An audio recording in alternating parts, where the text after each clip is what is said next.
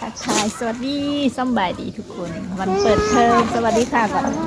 สวัสดีค่ะก่อนสวัสดีค่ะวันเปิดเทอมใหม่จ้าน้องประวันมาส่งน้องประวันที่เตาพี่น้องตอนนี้ยังอยู่ยโสธรอยู่จ้าพาลูกมา